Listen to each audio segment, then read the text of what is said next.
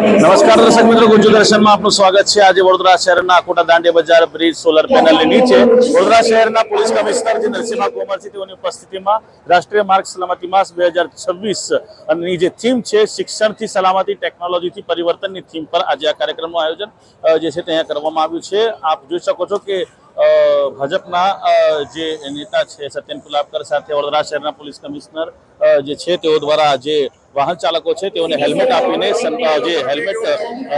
તેઓને અવેર કરવામાં આવી રહ્યા છે, તેઓને જાગૃત કરવામાં આવી રહ્યા છે। અને આપ જોઈ શકો છો કે વડોદરા શહેરના જે પોલીસ કમિશનર છે નરસિંહ કુમાર, તેઓ દ્વારા જે વાહન ચાલકો છે તેઓને હેલ્મેટ આપવામાં આવી રહ્યા છે અને તેઓને સમજાવવામાં આવી રહ્યા છે કે હેલ્મેટ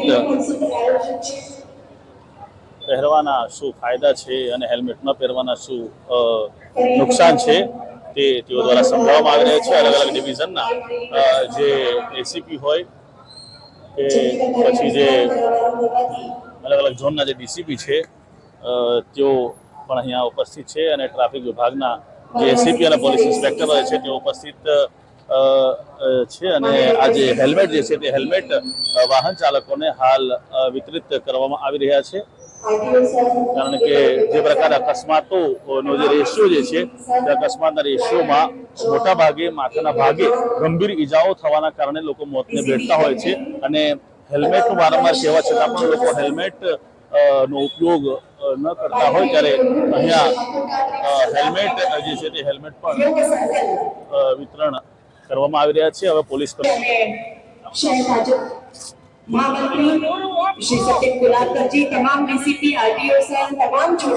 જે આરટીઓ હોય કે પછી તમામ ઝોનના ડીસીપી છે અને પોલીસ કમિશનર સહિતના જે પોલીસના ઉચ્ચ અધિકારીઓ છે તેઓ દ્વારા લીલી ઝંડી બતાવ્યા 2 કિલોમીટર સુધી આ રેલી ફરશે, એટલે કે ટ્રાફિકને લઈને અવેરનેસ જાગૃતતાના હેતુસર જે રેલી છે તે રેલીનું પ્રસ્થાન વડોદરા શહેરના પોલીસ કમિશનર નરસિંહ કુમાર સહિતના અલગ અલગ ઝોનના જે ડીસીપી છે તેઓ દ્વારા કરવામાં આવી રહ્યું છે। તેનું પ્રસ્થાન કરવામાં આવશે।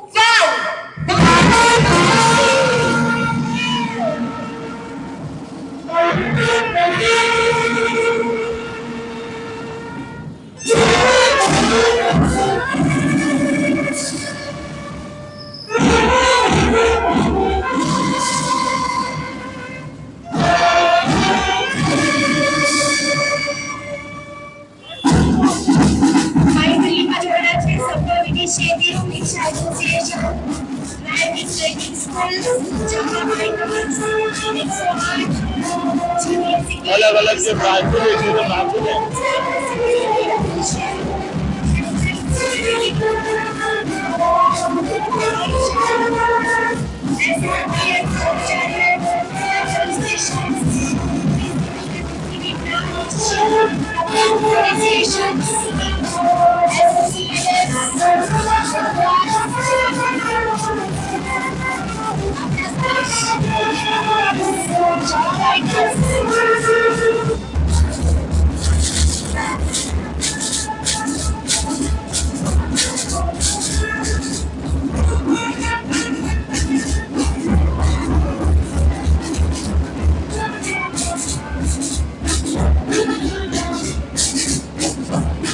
आप आज रेली જે છે તે ટ્રાફિકના અવેરનેસને લઈને આ રેલી 2 કિલોમીટર સુધી ફરશે અને હાલ આકોટા દાંડિયા બજાર બ્રિજ સોલર પેનલની નીચે આ રેલીનું પ્રસ્થાન વડોદરા શહેરના પોલીસ કમિશનર નરસિંહ કુમાર અને વડોદરાના આરટીઓ છે અને અલગ અલગ ઝોનના જે ડીસીપી છે તેઓ દ્વારા પ્રસ્થાન કરવામાં આવ્યું છે।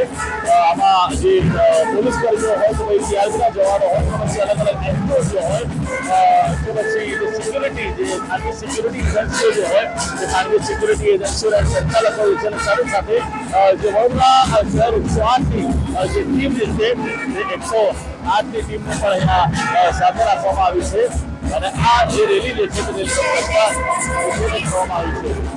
આપણે વાત કરીશું વડોદરા શહેર પોલીસ કમિશનર ડોક્ટર નરસિંહ કુમારનું આવે છે શું કહ્યું છે। 1 જાન્યુઆરીથી 31 જાન્યુઆરી 2026 સુધી આખા દેશમાં માર્ગ સુરક્ષા માસનું સેલિબ્રેશન કરવામાં આવી રહ્યું છે। આના ભાગરૂપે આજે વડોદરા શહેર પોલીસ દ્વારા 1 જાન્યુઆરીથી કેટલાક પ્રવૃત્તિઓ ચાલતા હતા, પરંતુ આજે એક વિધિસરની એક ફ્લેગ ઓફ સેરેમનીનું આયોજન કરવામાં આવ્યું. આમાં મોટી સંખ્યામાં પોલીસ અને અન્ય સ્ટેક હોલ્ડર પણ ઉપસ્થિત રહ્યા.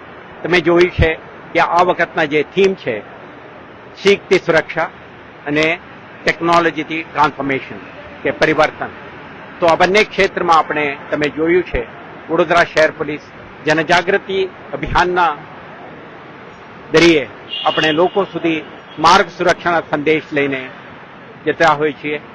સ્કૂલ, કોલેજ, યુનિવર્સિટીઓ, શોપિંગ મોલ કે કમર્શિયલ એસ્ટાબ્લિશમેન્ટ, ઇન્ડસ્ટ્રીયલ એરિયા, તમામ વિસ્તારોમાં આપણા પ્રયાસો કરી છે. લોકો હેલ્મેટ પહેરતા થાય, સીટ બેલ્ટ પહેરતા થાય, નિયમોનું પાલન કરે, રોંગ સાઈડ ડ્રાઇવિંગ ના કરે, ડ્રંકન ડ્રાઇવિંગ ના કરે વગેરે પ્રયાસો છેલ્લા કેટલાક દિવસોથી ચાલતા મહિનોથી ચાલતા આ પ્રવૃત્તિથી કેટલાક રિઝલ્ટ આવ્યું છે. વર્ષ 2026માં પણ આપણા દરેક સ્ટેક હોલ્ડરો, સાયકલિસ્ટ હોય કે પેડેસ્ટ્રિયન, લારી ગલ્લાવાળા હોય કે મોટરસાયકલિસ્ટ, ભારી વાહન કે અન્ય વાહનો, દરેકને આપણે સેન્સિટાઇઝ કરવા માંગીએ છીએ. રોડ યુઝર તરીકે તમે રિસ્પોન્સિબલ બનો, જવાબદાર નાગરિક બનો, જેથી કરીને આપણા માર્ગોને વધુ સુરક્ષિત બનાવીએ. સાથે સાથે ટેકનોલોજીના મહત્તમ ઉપયોગ માટે તમે જોયું છે speed radar gun, breath analyser, આપણા ટોઈંગ વ્હીકલ્સ, સીસીટીવી કેમેરા અને વિડીયો એનાલિટિક્સના માધ્યમથી ઇન્ટિગ્રેટેડ ટ્રાફિક મેનેજમેન્ટ સિસ્ટમ, જેના દરિયે આપણે આજે કોઈ નિયમનો ભંગ કરે તો આપણે એમને રોકતા નથી, એમને ઈ ચલન મોકલી આપીએ છીએ. એમને બોલાવીને પેમેન્ટ નથી કરાવતા, ટેકનોલોજીના માધ્યમથી ઓનલાઈન પોર્ટલથી પેમેન્ટ કરાવીએ છીએ. તો દરેક અને ટ્રાફિક પોલીસમાં પણ એક પારદર્શિતા, અકાઉન્ટેબિલિટી, ઉત્તરદાયિત્વ બનાવી રહે તે માટે આપણે બોડી વોર્ન કેમેરા પણ ફરજિયાત કરી છે. તો કેટલાક કિસ્સાઓ બને, દૂધનું દૂધ, પાણીનું પાણી, આ રીતે આવે અને આક્ષેપથી પોલીસ બચી શકે એવા એક સુરક્ષિત વ્યવસ્થા પણ આપણે શરૂ કરી છે. આવતા દિવસોમાં પણ આપણા સીસીટીવી કેમેરા સિસ્ટમનો મહત્તમ ઉપયોગ, કમાન્ડ એન્ડ કંટ્રોલ સેન્ટરથી આધુનિક તરીકેથી એન્ફોર્સમેન્ટના પ્રયાસો અને સાથે સાથે સમગ્ર શહેરના દરેક વિસ્તારમાં સુરક્ષાના સંદેશ લઈને આપણા પ્રયાસ કરીશું. અને શહેરવાસીઓ પણ આપણા સાથ અને સહકાર આપે. ટ્રાફિક પોલીસ તમારા સુરક્ષા માટે ખૂબ મહેનત કરે છે. અપેક્ષા છે તમે એમના ઇશારોને સમજો, નિયમોના પાલન કરો, પોતાના પરિવારજનોના, સમુદાયના સભ્યોના અને સાથી નાગરિકોના સુરક્ષા માટે તમે જાગૃત બનો, નિયમોનો પાલતા થાઓ, જેથી કરીને શહેરને એક સુરક્ષિત શહેર બનાવી શકીએ. બિનજરૂરી જે આપણે કહીએ છીએ અનવોરંટેડ ફેટાલિટીઝ અને ઇન્જરીઝને આપણે અટકાવી શકીએ. તમે ફિલ્મમાં પણ જોયું, જે લોકો માર્ગ અકસ્માતોમાં મૃત્યુ થાય છે તો એમના ડિવાસ્ટેટિંગ સ્ટોરી સાંભળો તો આપણે દર્દ થાય છે. તો આપણે અપેક્ષા છે કે દરેક નાગરિક નિયમોના પાલન કરતા થાય અને વડોદરા પોલીસ અને શહેરવાસીઓ સંકલિત પ્રયાસ કરીએ. વર્ષ 2026માં આપણા જે અનનેસેસરી ફેટાલિટીઝને આપણે અટકાવી શકીશું અને ઇન્જરીઝ અને જે ગ્રીવસ હર્ટ્સના કિસ્સાઓને પણ આપણા નોંધપાત્ર ઘટાડો કરીશું. જી જરૂર, ચોક્કસ. આપને ખાસ કરીને જણાવી દઉં કે જ્યારે માર્ગ અકસ્માત થતો હોય છે ત્યારે કોઈક નાની એવી ભૂલોના કારણે માર્ગ અકસ્માત થઈ જતો. ઘણીવાર તમે જોયું હશે તો આપણે આખા દેશની વાત કરીએ તો આપણા દેશની વાત કરીએ ત્યારે જ્યારે એક વર્ષની અંદર આશરે 4 થી 5 લાખ જેટલા એક્સિડન્ટ થતા હોય છે અને આશરે 1.5 થી 2 લાખ લોકો ખાલી ફક્ત ને ફક્ત માર્ગ અકસ્માતની અંદર મૃત્યુ પામતા હોય છે. હવે એવી જ રીતે આપણે એક દિવસની વાત કરીએ તો એક દિવસની અંદર આશરે 400 થી 450 લોકો ફક્ત ને ફક્ત માર્ગ અકસ્માતના કારણે મૃત્યુ પામતા હોય છે. હવે આ એક આંકડો એટલે કહેવાય કે એક આખો વર્ગ કહી લો કે એક અડધી ટ્રેન કહી લો, એ પ્રમાણેનો આખા એક માર્ગ અકસ્માત થતા હોય છે. હવે ઘણીવાર એવું થતું હોય છે કોઈકના ઘરમાં કમાનાર એક જ વ્યક્તિ હોય અને એ વ્યક્તિ જ્યારે કોઈક ટ્રાફિકના નિયમોની ભૂલના કારણે કે બીજી કોઈ ભૂલના કારણે માર્ગ અકસ્માતનો ભોગ બનતો હોય છે ત્યારે એની પાછળનો જે આખો એનો પરિવાર હોય છે એ પણ બેઘર થઈ જતો હોય છે. જ્યારે આપણે રસ્તા ઉપર નીકળતા હોય છે, માની લો કે તમે 2 વ્હીલર લઈને નીકળતા હો છો, હવે ઘણીવાર એવું થાય કે તમે હેલ્મેટનો ઉપયોગ કર્યો નથી. આપણે એવા નવતર બહાના કરતા હોય છે કે માથામાં ગરમી લાગે છે, એનો વજન લાગે છે કે એને સાચવવું અઘરું પડતું હોય છે.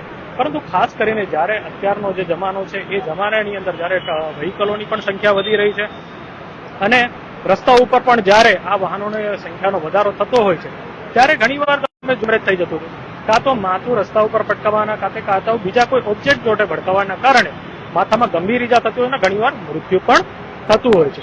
તો આવા બધા જો મૃત્યુ ના થાય એના માટે ટ્રાફિકના નિયમોનું પાલન પણ કરવું જરૂરી છે. અને સેફ્ટી ગેઝેટ એટલે કે આપણે માની લઈએ કે સેફ્ટી ગેઝેટ એટલે કે આપણી જોડે અત્યારે હાલ હેલ્મેટ જેવું એક સેફ્ટી ગેઝેટ છે કે જેનો આપણે ઉપયોગ કરી રહ્યા.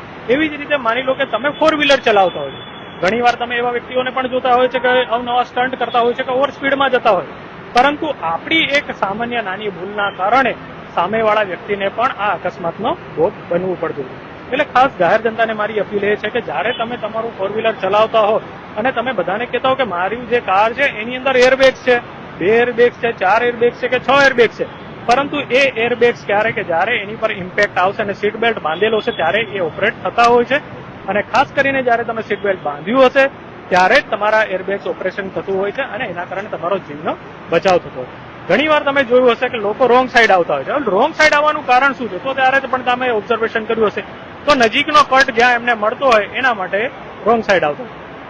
હવે સરકારશ્રીના ધારાધોરણ મુજબ થોડેક જ દૂર અંશે એના કટ આપેલા હોય છે કે જ્યાંથી તમે સાચી દિશામાં જઈ અને વ્હીકલને તમે વળાંક લઈ શકો છો, પરંતુ લોકો માત્ર ને માત્ર 10 કે 15 સેકન્ડને બચાવવા માટે કાં તો મેક્સિમમ આપણે ગણીએ કે 1 મિનિટ બચાવવા માટે પોતાનો જીવને જોખમમાં મૂકતા હોય છે.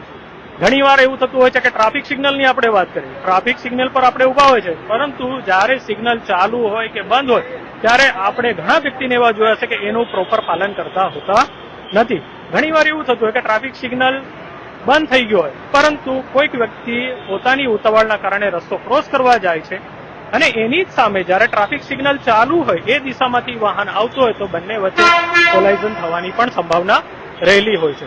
હવે ખાસ કરીને આપણે બીજી વાત કરીએ કે ઓવર પેસેન્જર ભરેલા વાહનો, તો ખાસ કરીને આપણે એવું જોવું જોઈએ કે જે વાહનની અંદર વધારે પડતા પેસેન્જર ભરેલા હોય તો આપણે સેલ્ફ અવેરનેસ કરીને એ વાહનની અંદર ક્યારેય ના બેસવું જોઈએ, કેમ કે ગમે ત્યારે પણ એવા અકસ્માત થવાની સંભાવના. આજનો ટ્રાફિક અવેરનેસ લઈ વડોદરા શહેર પોલીસ કમિશનર અને તમામ ઝોનના જે ડીસીપી છે, એસીપી છે, તેઓની ઉપસ્થિતિમાં અવેરનેસ કાર્યક્રમનું આયોજન કરવામાં આવ્યું હતું, જેમાં એક જાગૃતતા માટે જે વાહન ચાલકો હતા તેઓને હેલ્મેટ પણ વિતરણ કરવામાં આવ્યા હતા અને સાથે સાથે 2 કિલોમીટરની રેલી જે છે તે રેલીનું પ્રસ્થાન પોલીસ કમિશનર તથા તમામ ડીસીપી દ્વારા કરવામાં આવ્યું હતું અને ટ્રાફિકને લઈ લોકોને જાગૃત કરવામાં આવ્યા હતા.